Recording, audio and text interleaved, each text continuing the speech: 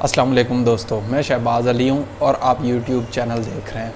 दोस्तों, नासा की एक तहकीक है जिसके अंदर नासा बताता है कि उनके कुछ साइंसदान स्पेसशिप के ऊपर मून के ऊपर जा रहे हैं और स्पेसशिप जो है वो मून पे अपने डेस्टिनेशन से 2 किलोमीटर पहले क्रैश हो जाता है। और उसमें वो बताते हैं कि जी स्पेसशिप क्रैश होने के बाद कुछ लिस्ट दी हुई है सामान की कि वो साइंसदान उस अपनी जगह पे पहुंचने के लिए कौन कौन सी चीज़ें हैं, प्रायोरिटी वाइज आप बताएं कि ये कौन कौन सी चीज़ें पहले पिक करेंगे और उन चीज़ों को पिक करके वो अपने डेस्टिनेशन तक जाएंगे। तो उसके अंदर उन्होंने जो प्रायोरिटी डिफ़ाइन की हुई है वो ये की हुई है कि उसमें जो उनके इंसान की ज़िंदगी की सर्वाइवल की चीज़ें हैं वो सबसे पहले वो उठाते हैं और उसके बाद वो अपने डेस्टिनेशन तक पहुंचने के लिए जिन चीज़ों की रिक्वायरमेंट है वो चीज़ें पिक करते हैं साइंसदान। और उसके बाद तीसरे नंबर के ऊपर आती हैं जो कंफर्टेबिलिटी के लिहाज से या इंसान को जो है एक एडिशनल तौर पे जो चीज़ें चाहिए होती हैं वो उनको पिक करते हैं। तो उनकी रैंकिंग जो है वो भी दी हुई है नासा ने।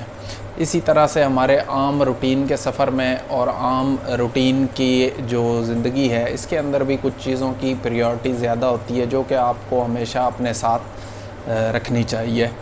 तो इसी लिहाज से आज का जो हमारा टॉपिक है उसके ऊपर मैं आता हूँ कि हाइकिंग के अंदर आपको जिन चीज़ों की इंतहाई ज़्यादा ज़रूरत होती है आज उनके बारे में मैं आपको अपने तजुर्बे और तज्ज़िये की बुनियाद के ऊपर उनके बारे में आपको बताऊंगा। जी दोस्तों, तो सबसे पहले जो चीज़ आती है वो है बैकपैक। एक अच्छा बैकपैक बड़ा जो कि 90 या 60 लीटर की कैपेसिटी कम से कम जिसकी हो वो आपने अपने साथ रखना है और उसका फैब्रिक मज़बूत होना चाहिए और वो लाइट वेट होना चाहिए ताकि कैरी करने में आपको आसानी हो। और वो इंतहाई लाइट वेट होगा तो आपको आगे जितना कम वेट उठाना पड़ेगा वो ज़्यादा बेहतर होगा। इसके साथ एक अदद वाटर की बोतल जो है वो भी आपको लाजमी कैरी करनी है। नॉर्मली जो हाइक्स करते हैं उसके अंदर हमें पानी तो मिल जाता है रास्ते में ही, लेकिन ये है कि उसके साथ बोतल होनी चाहिए क्योंकि हर जगह पे पानी नहीं अवेलेबल होता। तो आप पानी अपने इस्तेमाल के मुताबिक भर लें और फिर आगे इस्तेमाल करें। इसके साथ जो दूसरे नंबर पे इम्पोर्टेंट चीज़ है आती है वो आती है मेडिसन बॉक्स। मेडिसन बॉक्स जो है वैसे तो इसके अंदर आप अपने हिसाब से डॉक्टर की एडवाइस के मुताबिक दवाइयाँ रख सकते हैं, लेकिन जो इंतहाई ज़रूरी हैं जो कि मैं ख़ुद भी मतलब साथ ले के जाता हूँ उसके अंदर जो है मैं अपने इस्तेमाल के लिए पेन किलर के तौर पे तो पेनाडोल को इस्तेमाल करता हूँ। तो आप भी अपने हिसाब से जो आपको कंफर्टेबल फील होती हो वो वाली दवाई लाजमी पिक करें। इसके साथ जो है कुछ कॉमन दवाइयाँ हैं जिसके अंदर एंटी एलर्जिक, एंटीबायोटिक कोई और फ्लैजेल हो गई जो पेट के सिलसिले में और राइजिक हो गई, इस तरह की दवाइयाँ भी लाजमन साथ उठा लें। और इसके अलावा सन ब्लॉक क्रीम जो है वो भी आप लाजमी अपने साथ रखें ताकि सूरज क्योंकि ऊपर करीब होता है, ऊपर पहाड़ों के ऊपर होते हैं तो वो आपके चेहरे को बहुत ज़्यादा इम्पेक्ट कर रहा होता है। तो इसलिए सन ब्लॉक क्रीम जो है वो भी लाजमी अपने साथ कैरी करें। तीसरे नंबर पे जो चीज़ आती है वो आपने फूड में ऐसी चीज़ें रखनी है जिससे आपको एनर्जी मिले और फूड इतनी क्वांटिटी में एटलीस्ट होना चाहिए आपके पास कि एमरजेंसी में अगर आप कहीं पे स्टक हो जाते हैं तो 3 दिन तक आपके पास उस फूड की कमी ना हो और आप अपने आप को ज़िंदा रखने के लिए उसको इस्तेमाल कर सकें। उसके अंदर ड्राई फ्रूट और चॉकलेट्स इस तरह की चीज़ें जो हैं वो आपको लाजमी अपने साथ पिक कर लेनी चाहिए।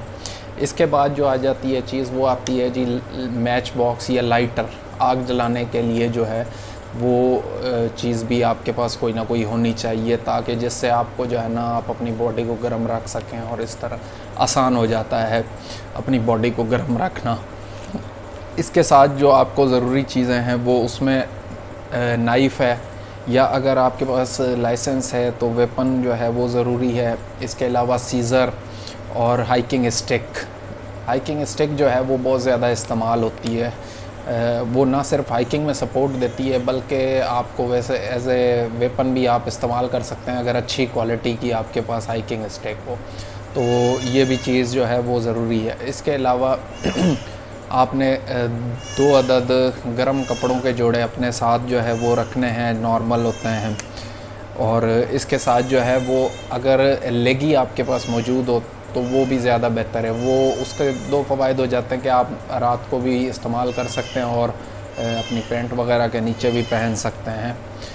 इसके अलावा अच्छी क्वालिटी का रेन कोट आपके साथ ज़रूरी है, क्योंकि पहाड़ी इलाकों में मौसम किसी भी टाइम चेंज हो जाता है। तो जितना अच्छा रेन कोट होगा उतना ज़्यादा बेहतर आपकी प्रोटेक्शन रहेगी अगर बारिश का मौसम होगा तो। इसके अलावा एक जो गर्म टोपी आती है जो कि आपके कान और नेक को अच्छे तरीके से कवर कर लेती है, वो भी आप अपने साथ रखें, क्योंकि ठंडे इलाकों में सर्दी ज़्यादा होती है, हवा चल रही होती है, तो उसकी वजह से कान और नेक जो है या आपकी जितनी कवर रहेगी उतने ज़्यादा आप महफूज और हेल्दी रहेंगे। इसके अलावा आपको शूज़ जो अच्छी क्वालिटी के हों, वाटरप्रूफ शूज़ जो हैं ख़ास तौर पे, वो आपने इस्तेमाल करने हैं। इसके अलावा सन ग्लासेस जो हैं वो आपकी आई के लिए जो है वो इंतहाई ज़रूरी हैं, क्योंकि ख़ास तौर पे इस तरह की जगह जहाँ पे बर्फ़ वगैरह के ऊपर अगर आपको चलना पड़ता है तो सूरज की रिफ्लेक्शन बहुत ज़्यादा होती है, उसकी वजह से आपकी आँखों के ऊपर इम्पैक्ट आता है। तो सन ग्लासेस अच्छे वाले ये भी ज़रूरी हैं। इसके अलावा स्लीपिंग बैग और स्लीपिंग टेंट ये भी इंतहाई ज़रूरी हैं। जब आप हाइकिंग पे निकल रहे हों, ख़ास तौर पे ट्रैक करना हो आपने 3 या 4 दिन का, तो उसके अंदर ये वाली चीज़ें इंतहाई ज़रूरी आती हैं। इसके अलावा मोबाइल हो गया और कैमरा और इसके साथ पावर बैंक्स, ये आप अपनी ज़रूरत के हिसाब से इसके अलावा भी एडिशनल चीज़ें उठा सकते हैं। लेकिन मेरा अपना तजुर्बा ये है कि मेरे ख़्याल से आपको जितना हो सके कम सामान उठाना चाहिए। वो जितना कम उठाएंगे वो ज़्यादा बेहतर रहेगा और आपको आगे ट्रैकिंग में आसानी रहेगी। तो अब तक यही है। इसके आगे फिर मैं आपको ट्रांसपोर्ट के बारे में बताऊंगा इंशाल्लाह अगले व्लॉग में, कि अगर आपने कश्मीर या किसी भी नॉर्दर्न एरिया में जाना हो तो किस तरीके से इस्तेमाल की जाए। बहुत शुक्रिया दोस्तों, अल्लाह हाफ़िज़।